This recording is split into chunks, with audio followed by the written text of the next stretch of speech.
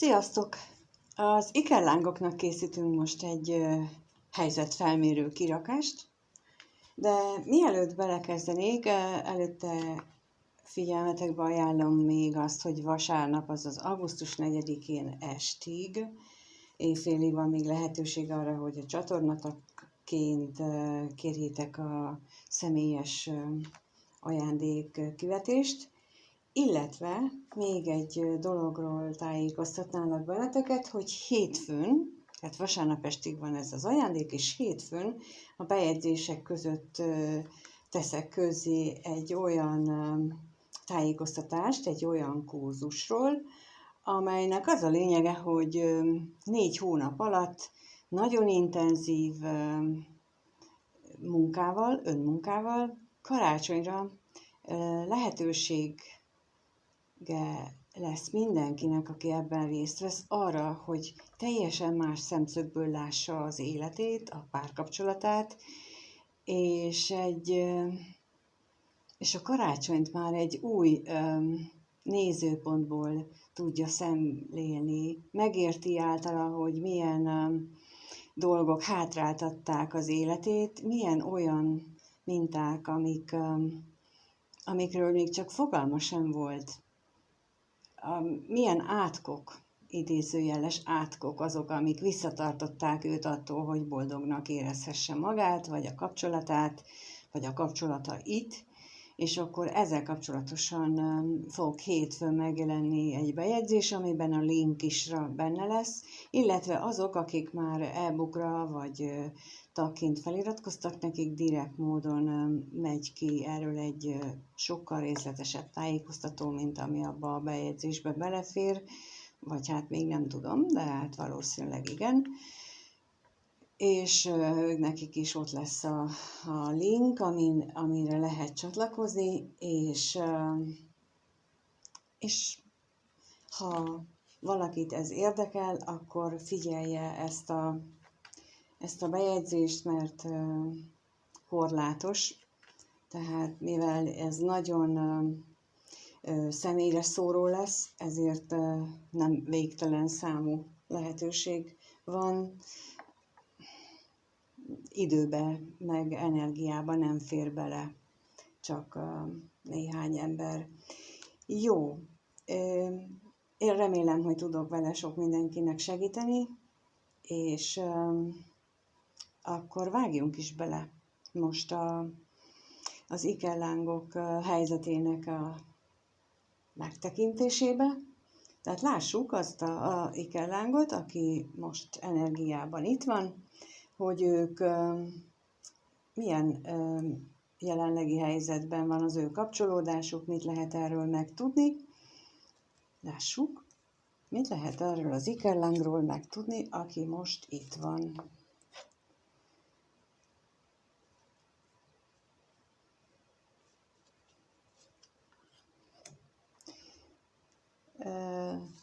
Ugye milyen szépen indult itt a házasságlapjával?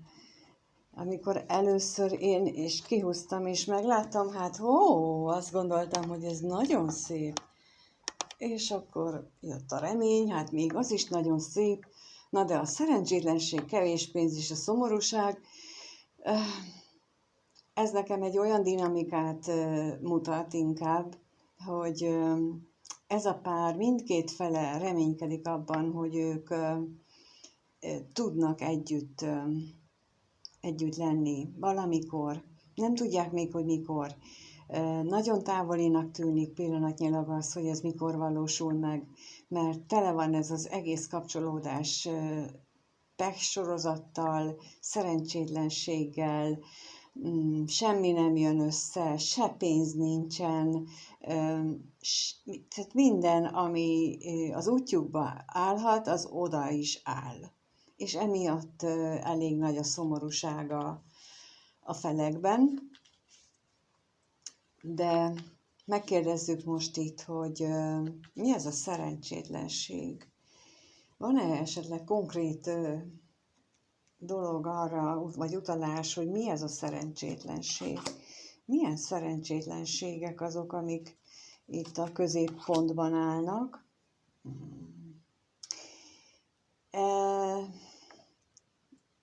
több esetben azt gondolom az a helyzet, hogy ez az ikerpárnak a tagjai, ők, nekik van már múltjuk. Van egy tartós kapcsolat a múltjukban, vagy van egy olyan kapcsolat a múltjukban, ami még mindig tart, vagy úgy zárult le, hogy nagyon negatív élményekkel, és ezek újra és újra feljönnek bennük, és ez mint akadályozó tényező van ebben a kapcsolatban. És lássuk, mit jelent itt a kevés pénz. A kevés pénz mit jelent itt?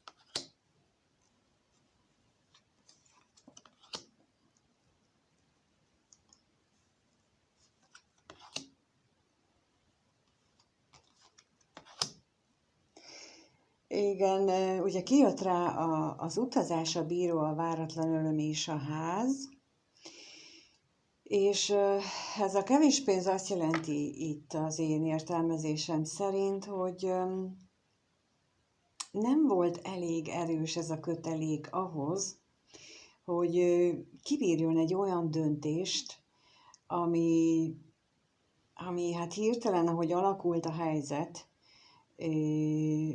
és hozni kellett egy döntést valamelyiküknek, vagy mindkettőjüknek, és ez nem volt még erős ez a kapcsolat ahhoz, hogy ezt kibírja. Emiatt mind a ketten szomorúak, de ez a döntés, ez megszületett, és jelenleg egészen úgy tűnik nekem, hogy pillanatnyilag nincsenek ők így nagyon szoros kapcsolatban egymással. A házasság is a reménylapja, és azt jelenti, hogy abban reménykedek, hogy reménykednek ők, hogy egyszer majd valamikor valami tartós elköteleződés létrejön közöttük. Jó, akkor megnézzük azt, hogy ők hogy gondolkodnak egymásról, hogyan gondolnak ők egymásra. Hogyan gondolnak ők egymásra? Ez az ikerláng párnak a tagjai. Hogyan gondolnak ők egymásra? Hogyan gondolnak ők egymásra? Az ikerláng pár tagjai. Ők mit gondolnak a másikról, amikor egymásra gondolnak? Ők mit gondolnak egymásról?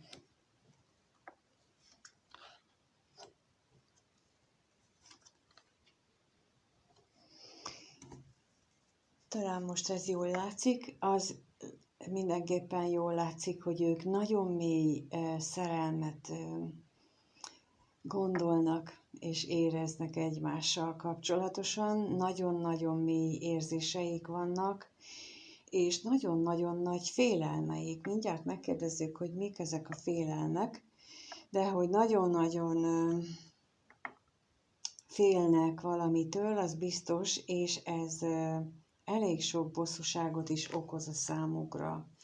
Jó, akkor megkérdezzük azt, hogy mit jelent itt a félelem, illetve féltékenység. Félelmet jelent, mitől, kitől való félelmet, vagy féltékenységet jelent. Mit jelent itt a féltékenység? Mit jelent itt a féltékenység?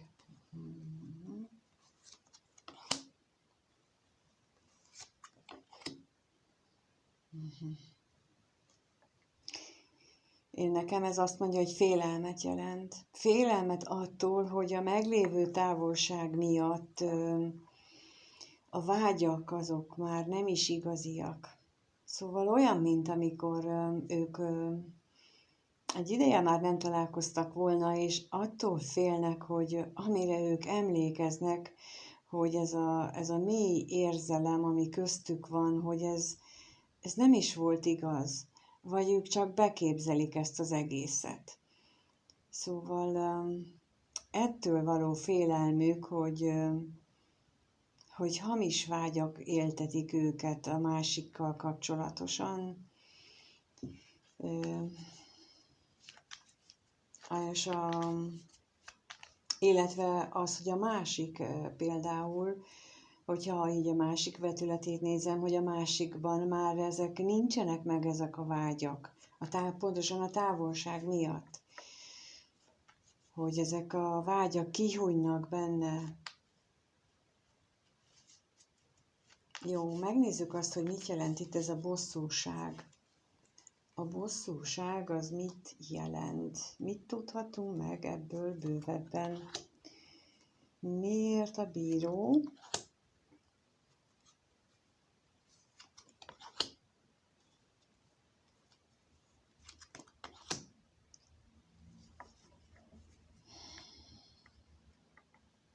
Kijött rá ugye a bíró, találkozás, utazás és a szerencselapja, és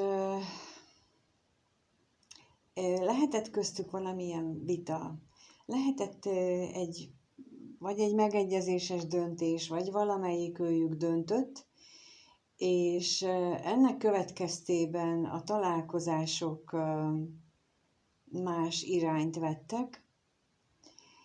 Azt remélték, hogy ez szerencsés fordulatot fog hozni számukra, de valószínűleg tartom, hogy itt a bosszúsággal, hogy nem úgy történt, ahogy ezt gondolták annak idején. Legalábbis aki a döntést hozta, az biztosan más reményekkel hozta meg a döntést. Konkrétan arra gondolt, hogy ő neki szerencsésebb, hogyha ő más irányba fordul, de úgy tűnik nekem, hogy itt elég sok belső problémát okoz ez neki, hogy annak idején ilyen döntést hozott a másikkal kapcsolatosan.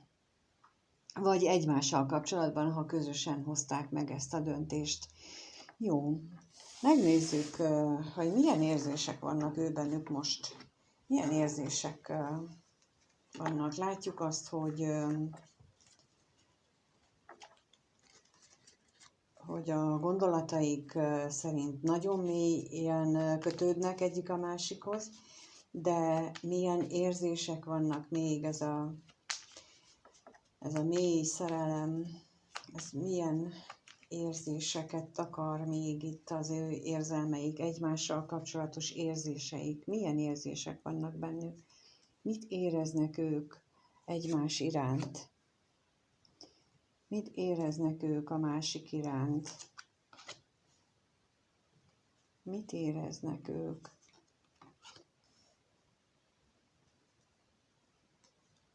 Mit éreznek ők egymás iránt?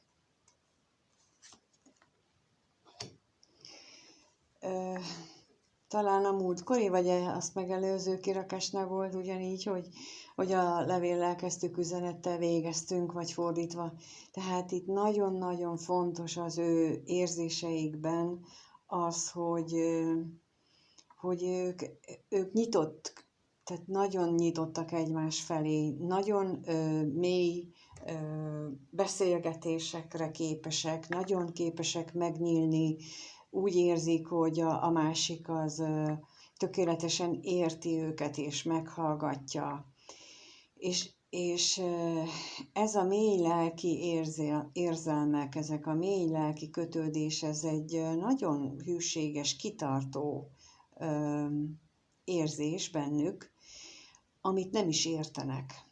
Tehát egy ékerláng típusú kapcsolódás nagyon sok ilyen érthetetlen dolgot tartalmaz. Például ez is az, hogy lehet, hogy hetek, hónapok óta nem találkoznak, nem beszélnek, és mégis olyan mély ez a kötődés köztük, olyan mély ez a vágyakozás arra, hogy beszéljünk, és olyan hűségesen kitartanak emellett a mély érzések mellett, ami teljesen érthetetlen, hiszen minek? Hát ő is csak egy ember.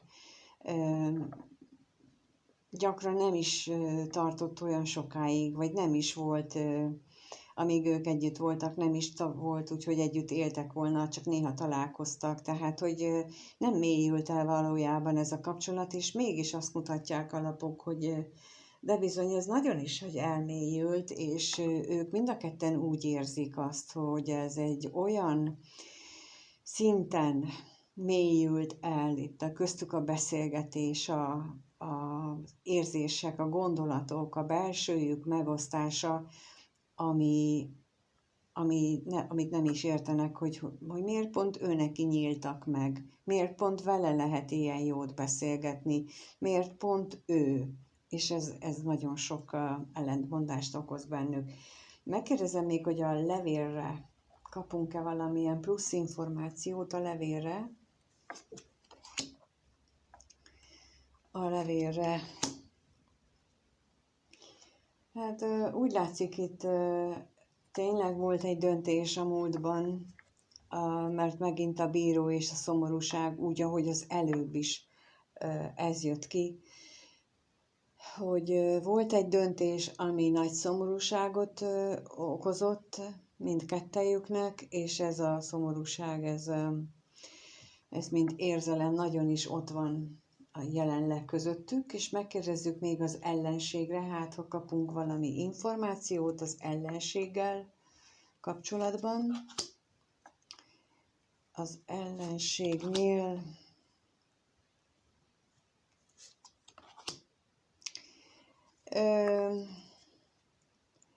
igen, ez egyes esetekben okozhat olyan belső csatát is, ami azt mondja, hogy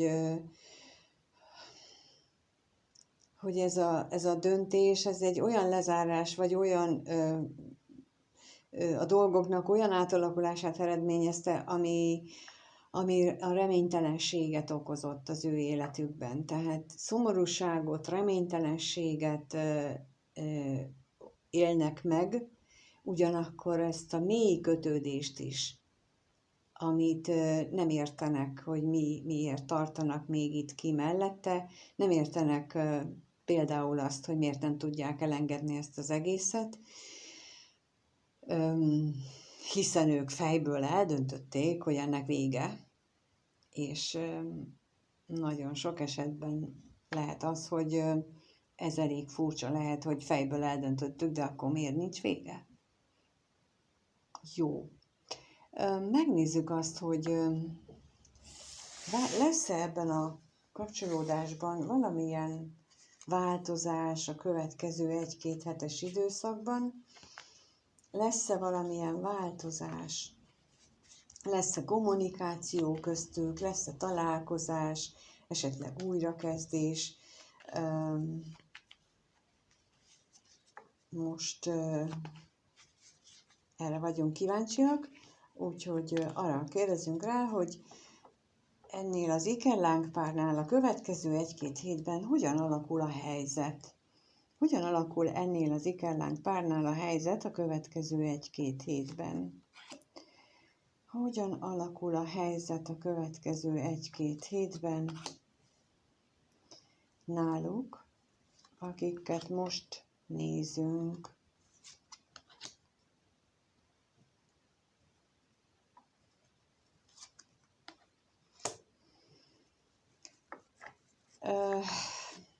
Megint kijött az, hogy a szerelem az megmarad. Akármi történik, már pedig ugye nem túl jó lapok követik a gondolatot például, de akármi történik, úgy látszik, hogy itt ez a mély szerelem érzése, ez a mély kapcsolódás, ez a mély érzelmek, azok megmaradnak közöttük. Nagyon sokat gondolkodnak ezen hát majdnem ugyanaz a sorrendben jött ki, mint az előbb itt az érzelmeknél, hogy a tolvaj, a halál és a bosszúság, tehát, hogy hiába szűnt meg, vagy tűnik úgy, hogy megszűnt ez a kapcsolat, mégis ezek az érzelmek ott vannak, és amiatt is van a bosszúság, hogy amiatt is lehet a bosszúság, hogy ott vannak az érzelmek, meg amiatt is lehet a bosszúság, hogy miért szűnt meg ez a kapcsolat, miért nem lehetett úgy tovább csinálni. Elképzelhető, hogy ugye döntés születhetett az ügyben is, hogy másik irányt vesz az egyik, döntés születhetett az is, hogy véget vethetett a kapcsolatnak az is, hogy mondjuk az egyik fél azt mondta, hogy nekem ez így nem jó, én többet szeretnék ebből, de a pár másik tagja, ő nem vált még készen erre, és akkor lehetnek ilyen bosszúságok, hogy miért engedtem, hogy elmenjen, miért nem voltam türelmesebb, mondja egyik, mondja másik magában, tehát ilyen típusú bosszúságok is lehetnek, de megkérdezzük, hogy mit jelent itt a gondolat, kaphatunk erről bővebb információt, hogy mi itt ez a gondolat, mind gondolkodnak ők, ilyen nagyon azon, hogy nagyon-nagyon szomorúak. Nagyon nagy a szomorúság bennük, és ez elgondolkodtatja őket, ugye, mint ahogy az előbb az érzéseknél is kijött, hogy nem értik ezt a mély érzéseket, még hiába vannak így a dolgok. A tolvajra kérnék szépen még információt, hogy mit jelent itt a tolvaj. A tolvaj mit jelent itt? Váratlan öröm és állandóság. Úgy tűnik, hogy ez a döntés, amiről az előbb beszéltem, az eléggé hirtelen jöhetett, a másik félnek tűnhetett úgy, hogy hirtelen. Nem biztos, hogy hirtelen volt, lehet, hogy voltak már előtte is utaló jelek, csak ezt mondjuk hajlamosak vagyunk nem észrevenni, főleg, hogyha mi a mi kis álomvilágunkban már messzebb gondoljuk a kapcsolatot, mint ahol valójában tartunk.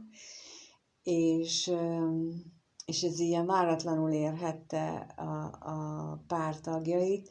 Ugyanakkor az állandósággal nekem az is jön most itt, hogy ez már kötelező eleme egyik ellenkapcsolódásnak, hogy legyenek külön, mert ez ösztönzi őket a gyorsabb, erőteljesebb fejlődésre, a lelki fejlődésükre.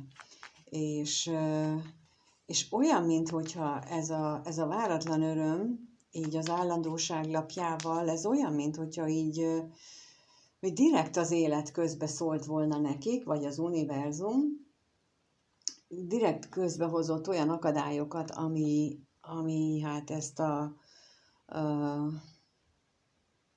eltávolodást okozhatta, és rákérdezünk itt a halálra, hogy arról kaphatunk-e bővebb információt a halálról. Katonatiszt ajándék, csak annyit, hogy ugye távolság keletkezett, és csak az emlékek maradtak. És a bosszúságra milyen információt kapunk még?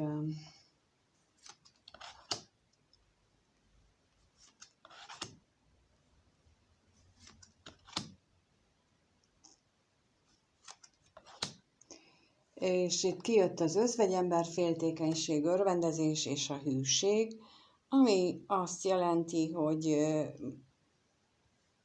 lehetséges, hogy a férfi tag, de akár a nőre is igaz lehet, hogy nagyon magányosnak érzi magát, nagyon egyedül, nagyon sok félelme van, hogy a másik fél az meg éli életét és vigad, és akár valaki betoppanhatott közben az életében, tehát hogy itt félelmek és féltékenység is gyötri őt valójában. És a bosszúság ebből is adódik, hogy nem tud ezzel mit kezdeni. És akkor ezen így jó kis monológokat csinál, belső vitákat, küzdelmeket, harcokat, hogy miért történnek így a dolgok, így aztán egyáltalán nem csoda, hogy ez a bosszúság lapja itt van, hogyha ő benne ilyenek zajlanak le. Hát a következő időszakra, egy 2 hetes időszakra nagy beindulás nem látszik, de egy igen, hogy ez egy nagyon mély érzéseken alapuló kapcsolat, nagyon nagy szerelmet jelölnek a lapok, de azt is jelölik, hogy épp most az egyik próbatételükön vannak ennek az utazásnak, és ezt a próbát kell most nekik megugraniuk, és mindenki, aki ebben részt vesz, annak az lenne az érdeke, hogy minél előbb le tudja ezt a szakaszát, ezt a próbáját ennek a kapcsolódásnak. De hát mindenki maga dönti el, hogy mit csinál és hogyan. Köszönöm, hogyha itt vagy, megnézed. Természetesen a tagoknak egy nappal előbb felteszem ezt a kirakást, ők egy nappal előbb láthatják, a többiek csak vasárnap este, és köszönöm, és mindenkinek minden jót kívánok. Sziasztok!